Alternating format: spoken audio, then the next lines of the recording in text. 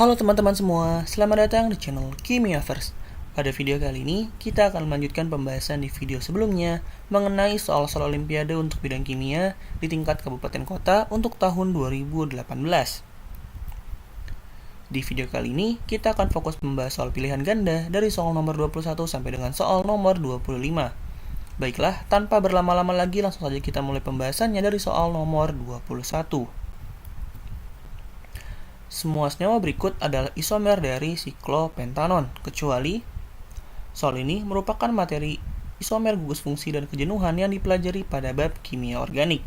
Bagi yang mau coba menjawab soal ini, silahkan di-pause terlebih dahulu videonya, lalu lanjutkan lagi setelah selesai menjawab. Jika sudah, mari kita bahas bersama-sama. Ada dua cara untuk menjawab soal ini, yaitu dengan menggambar satu persatu tiap opsi atau ditentukan derajat kejenuhan pada masing-masing senyawa pada tiap opsi. Jika digambar satu persatu, kita tentukan terlebih dahulu senyawa pada soal, yaitu siklopentanon dengan rumus molekul C5H8O. Lalu kita lihat gambar masing-masing jawaban.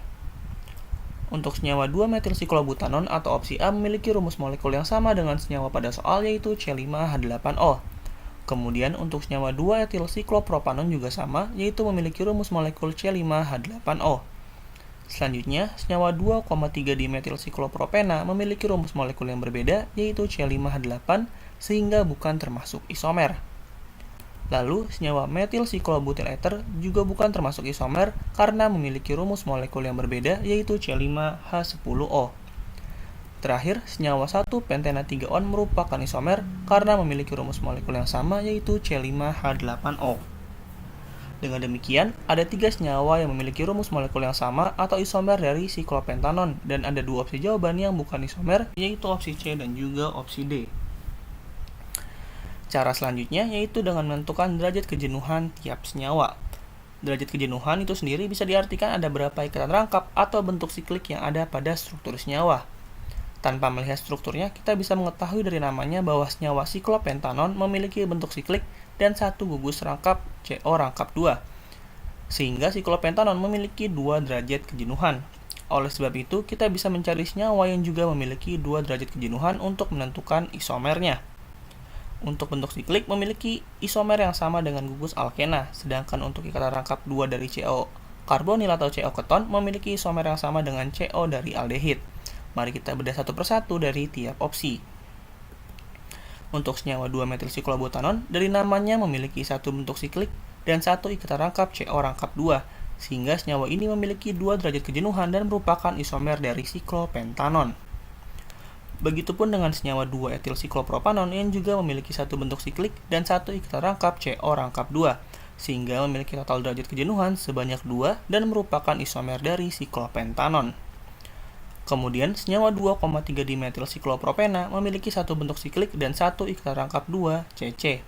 Meskipun totalnya memiliki 2 derajat kejenuhan, tetapi senyawa ini bukan termasuk isomer siklopentanon karena ikatan rangkapnya berbeda jenis, yaitu CC rangkap 2, bukan CO rangkap 2. Lalu, senyawa metilsiklobutyl ether memiliki satu bentuk siklik saja, sehingga hanya memiliki satu derajat kejenuhan yang membuat senyawa ini tidak termasuk isomer siklopentanon. Terakhir, senyawa 2-pentena 3-on memiliki ikatan rangkap 2 CC dan satu ikatan rangkap 2 CO rangkap 2, sehingga senyawa ini memiliki derajat kejenuhan sebesar 2 dan merupakan isomer dari senyawa siklopentanon. Untuk kasus senyawa ini, walaupun bentuknya tidak siklik, tetapi kejenuhan sikliknya digantikan dengan kejenuhan dari CC rangkap 2. Berbeda dengan senyawa 2,3-dimetilsiklopropena pada opsi C, di mana derajat kejenuhan dari ikatan CO rangkap 2 berbeda dengan derajat kejenuhan dari ikatan rangkap 2 CC.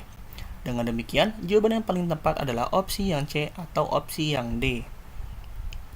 Kemudian kita ke soal selanjutnya, yaitu soal nomor 22.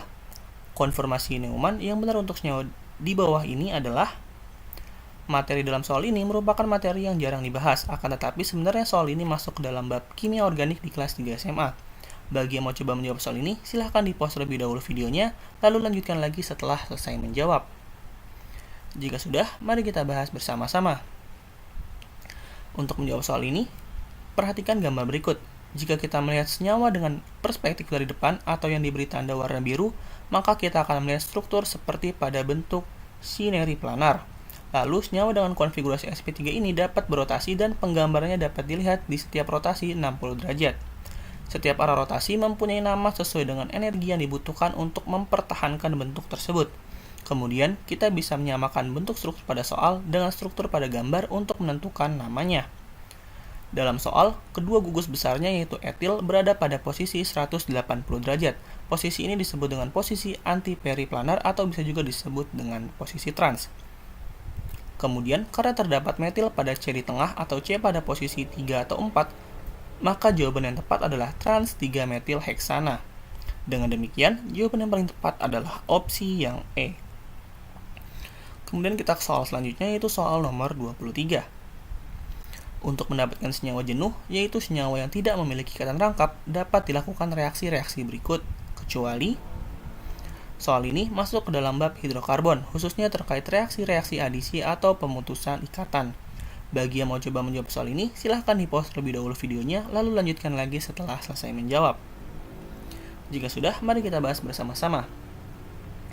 Untuk menjawab soal ini, kita harus memahami berbagai macam reaksi adisi atau reaksi pemutusan ikatan pada ikatan rangkap.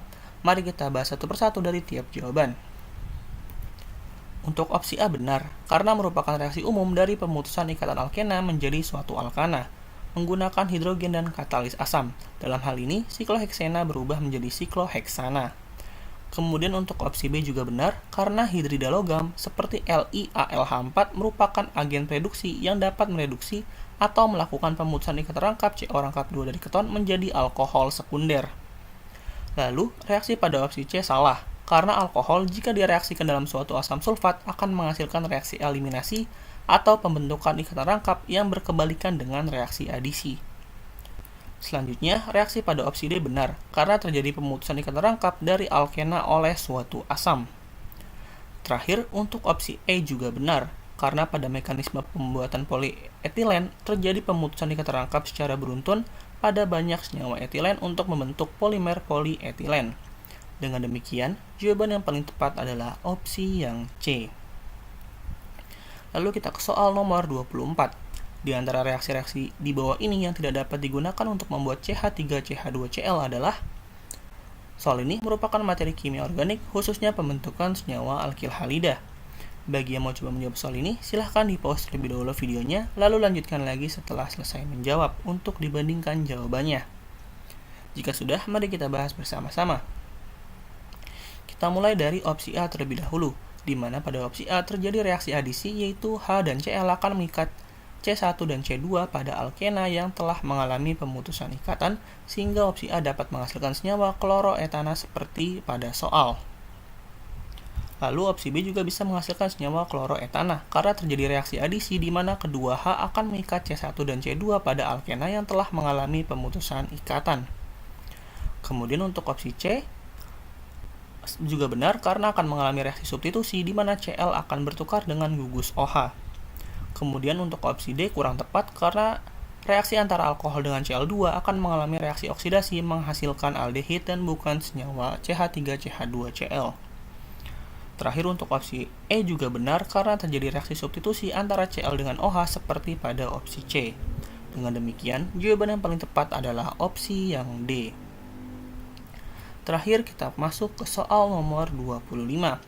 Reaksi substitusi nukleofilik dengan nukleofil ion metoksida dapat berlangsung pada senyawa-senyawa berikut, kecuali soal ini masuk ke dalam bab kimia organik khususnya materi terkait reaksi substitusi nukleofilik.